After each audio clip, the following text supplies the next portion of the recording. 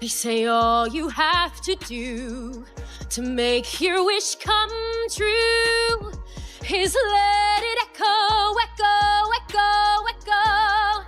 I sat through the whole thing. This was really bad. It was extremely leftist on every political dimension: racial politics, sexual politics, class politics, regime politics. Its narrative was cowardly. It was just off. Never let anybody tell you can't do what you in your heart know you can. We are. Look, I don't really like the term woke because I think it's an umbrella term that I'm not 100% sure I even know what it means, and one could argue that sometimes it's used too liberally. That said, our primary purpose is to entertain, and where we can entertain responsibly, obviously we try to do that. We try to have a positive impact on the world, but the first thing we need to do is entertain. And the other thing is simply to use what you're using right now to get this interview, and you can make an entire movie on that device right there. Steven Spielberg has had enough, and this time he's not concealing it. According to shocking new claims, Spielberg has finally revealed Rachel Zegler made shooting West Side Story a nightmare. Not just for him, but for the cast, the crew, and everyone. Caught in her whirlwind of drama. She may have been given a once-in-a-lifetime role, but behind the scenes... Was I surprised? I wasn't. I was shocked, but I wasn't surprised. Because if you have peripheral vision, you're going to sense these things out of the corner of your eye. You can't not know that this has been going on rampantly. Insiders reveal she behaved like she was above it all, as if the guidelines, the timetable, and even Spielberg himself didn't matter to her.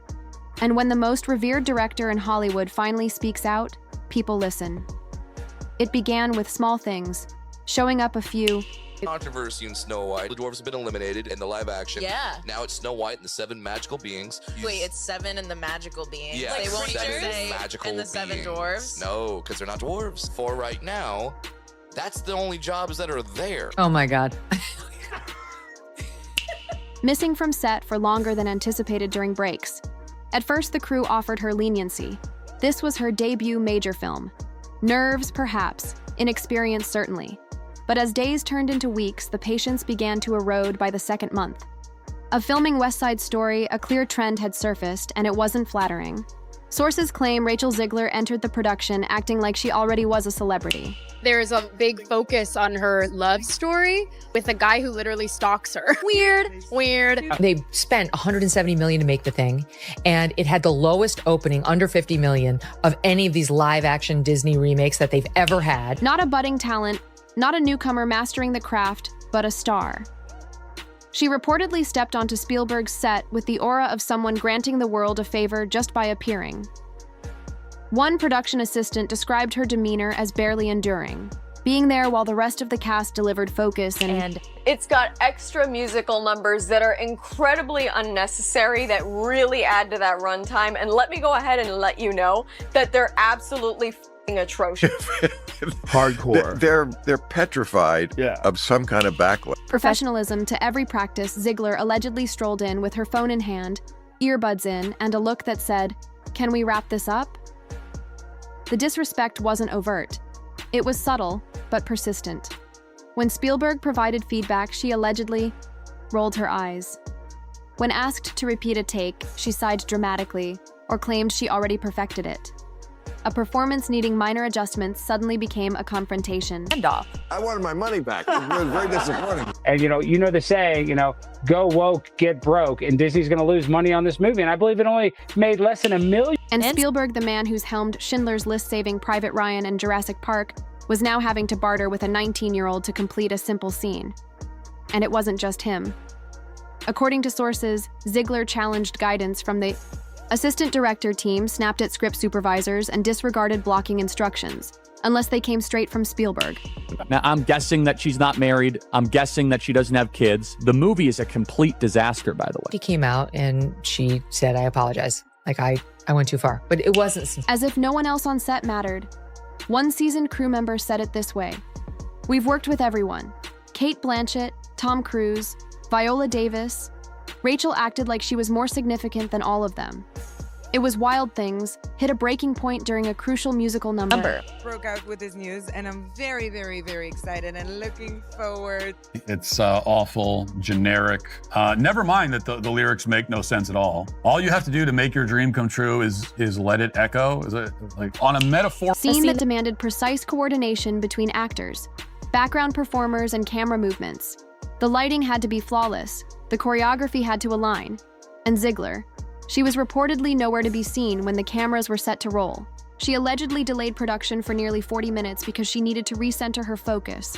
Not check wardrobe, not redo makeup, not even practice, just sit in her trailer and get in the zone. Crew members later discovered she'd been sharing selfies on Instagram during that downtime. And when someone dared to urge her to speed up, she allegedly snapped, "You're not gonna dull my shine because you're in a hurry." That quote stuck. People on set began repeating it, half joking, half horrified. It became the go-to phrase whenever someone faced one of her outbursts. "Don't dim her light," they'd murmur sarcastically as if treading carefully had become part of the job description. It wasn't just about being tardy or moody, it was about her entire demeanor. She allegedly saw every critique as an insult, every recommendation as a personal slight. She didn't want guidance, she craved praise constantly even. When it wasn't warranted, and when that praise didn't arrive, she grew distant.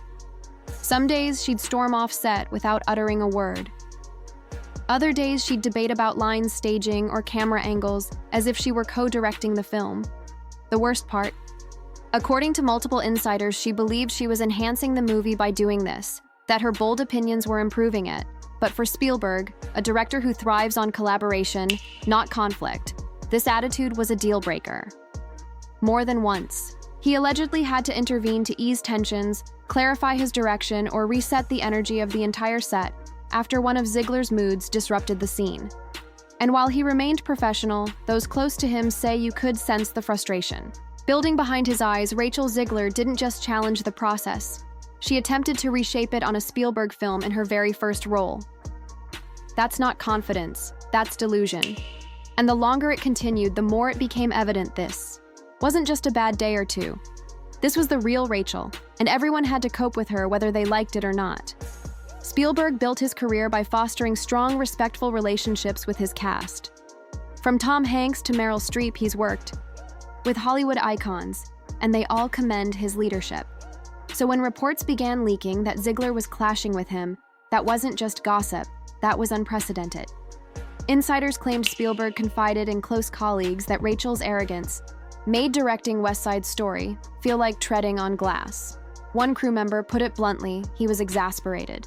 You could tell her behavior didn't just unsettle Spielberg, it disrupted the entire production. He allegedly had to reorganize filming days around her moods. Entire scenes were postponed because she couldn't be located or because she was too emotionally drained to shoot. And when a director like Spielberg starts venting about you to other industry leaders, that's not a bad sign. That's the kiss of death. Forget the red carpet smiles. Behind the scenes, it was a different story. Multiple production insiders now claim that Zegler treated the crew with cold indifference at best and outright disrespect at worst. She reportedly snapped at makeup artists, refused wardrobe fittings, and behaved like the set revolved around her crew members, allegedly described her off-camera behavior as entitled, rude and exhausting. One particularly damning claim she refused to film a key scene unless the lighting was redone entirely to her preference, even though it had already been approved by Spielberg and the cinematographer who does that. Here's where it gets serious. According to sources close to several studios, Spielberg has made it clear, behind the scenes, he's not working with Zegler again ever. And when Steven Spielberg blacklists you, it doesn't just impact one film. It resonates across the entire industry. People take notice. Projects vanish. Casting directors suddenly stop calling. Studios reassess your name on their shortlists. He allegedly told peers that she lacked discipline, disrespected the craft, and wasn't prepared for the responsibility. Harsh words, but coming from him, devastating. And here's the kicker. This wasn't a one-time issue. The exact same patterns followed Zegler to her next major role, Disney's Snow White. She made headlines for ridiculing the original movie, calling it weird and creepy. She joked about the prince being a stalker. She openly criticized the very film she was hired to reintroduce to a new generation. And then came the Snow White box office failure. Fans tuned out. Audiences laughed instead of cheered. Disney's billion-dollar bet flopped hard, and insiders pointed the finger squarely. At Zegler, the same entitlement, the same bad press, the same inability to read the room, just on a larger stage. At first, people whispered about Zegler behind closed doors. Now they're speaking out loud. There's growing speculation that Zegler has become unbookable in certain circles, that her name raises red flags for studios and executives who can't afford another PR disaster. Former co-stars stay quiet, directors evade questions, late-night hosts mock her, social media has turned brutally sarcastic, and Spielberg. He's allegedly the one who opened the floodgates. His credibility is unmatched.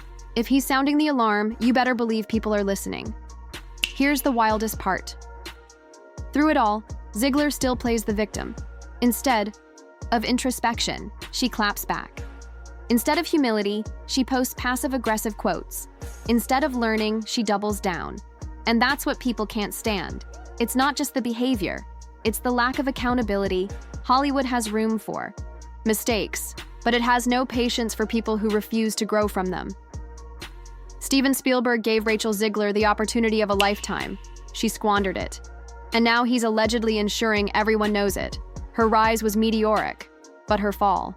It's unfolding in real time, and it started on the very set that was supposed to launch her career.